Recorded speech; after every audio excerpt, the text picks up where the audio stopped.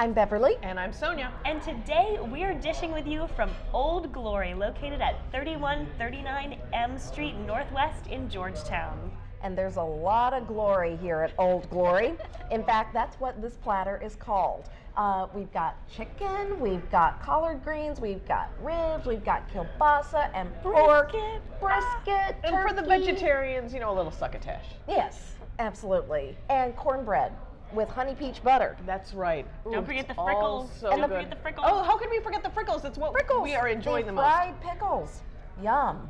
Yum, yum, yum. And you're probably getting a little thirsty right about now, so leave some room for the 102 kinds of bourbons that you can try. If you try it within a year, you get your name commemorated on a plaque, so you can remember your name after 102 bourbons. Gotta love all-American barbecue. Absolutely, and it's authentic bourbon and barbecue. And our guest today is Flo Stone. She's the founder of the Environmental Film Festival. Welcome. And thank you for being here. This is great. So we've just finished, I know, is this part of the festival? We've just finished the award seasons for all of the films, and now we're ready for the Environmental Film Festival. Absolutely. So what should we look forward to in your festival? Well, you can see Ben Affleck and Terrence Malick's new film, To the Wonder, which is premiering during the festival. Really? Yes. So, tell us a little bit more about the festival and why DC needs an environmental film festival. Why did I think up? Yeah. Well, I think the environment is overarching, gets into everything. There are films on issues, there are films on animals, there are films, animated films, films for kids.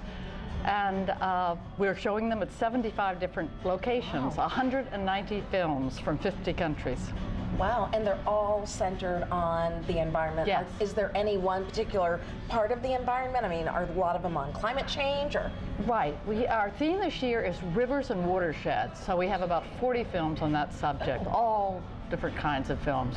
And we're also doing a program in conjunction with the Smithsonian called Earth Matters about Africa, films about Africa by African filmmakers. And so that's an exciting thing. So DC has so many film festivals. This one in particular is about the environment, which is very important, as you said.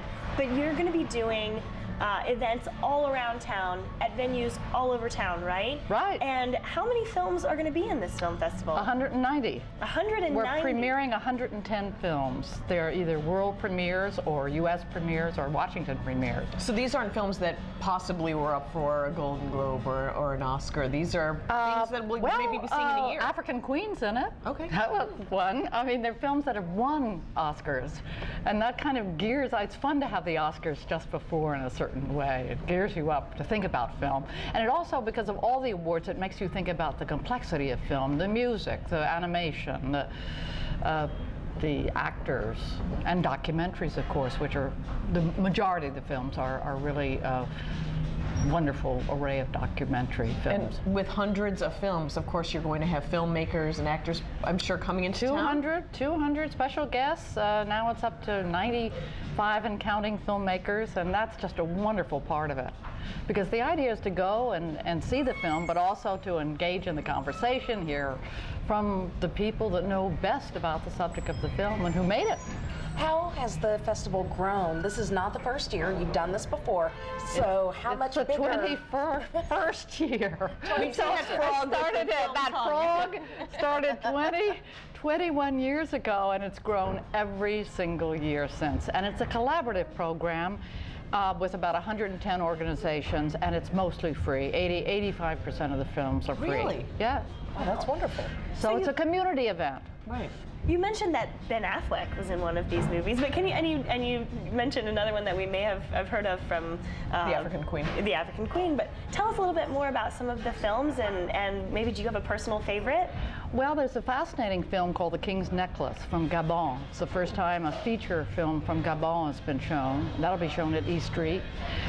There's the photographer Jans Arthurs Bertrand who does the photographs from the sky, very famous with Paris Match, has two incredible films. One is called A Thirsty Planet that will be shown at the French Embassy, and a second one called Ocean Planet that will be shown at the Natural History Museum about oceans. They're extraordinary films. You mentioned East Street and now the French Embassy. Where are some of the other places that you can go to see the films? Well, you know, 75 places, museums, embassies, libraries, international institutions, theaters, schools, universities, the Gala, the Atlas, the all Arc. over town, no matter where you are, somewhere near you, right? Yeah. So bringing awareness must have been what you started this film festival. You know, to really understand the importance of the environment, that it affects us all. We all have to care about it. We're part of it. It's so vital. And that film is the most wonderful way to explore it. And so a film festival is, in the beginning people would say, why environment in film? And then you'd say, come to the films. See, look. Well, how have you seen environmental films change over the last 21 years? Well, one thing is the whole technology is completely different than it was 21 years ago. I mean, the filming underwater, from the sky, and space. We have a film about called Lunar Sea. It's about people obsessed by the moon, and this kind of filming. But also the interest has grown.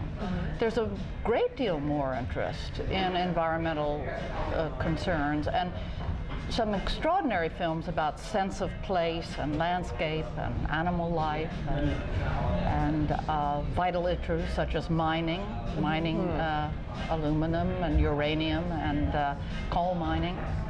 So the range is huge. So if many of the events are free, you still probably have to buy a ticket, I'm sure. No. Or not buy a ticket, I'm sorry. Register for a ticket. Yeah. You need to look at the program, which is www.dcenvironmentalfilmfest.org, because a lot of the films are free, but you need to reserve a spot. There's only so many seats. And 11 embassies, for instance, are involved, and that's all free. But you need to reserve a spot. So it's important to look at the program that everyone does that. Okay, so there really is a lot going on. You said 75 different locations, 100 and something different films, and we've mentioned the website, but let's just give it one more time so everyone knows where to go and how they can plan their week during March 12th through the 24th. dcenvironmentalfilmfest.org, and there will add when filmmakers, for instance, today 3 filmmakers signed up. As soon as they say they're coming, we put them right up on the website. So there could still be even more. Oh, absolutely. Well, it's very exciting, something that's very important to the world today. In 21 years, congratulations. Thank you. Thanks for being with us. Thank you for having me. As always, you can follow us on Twitter and Facebook, and thank you for being with us this time. Tell us who you think we should be dishing with next time.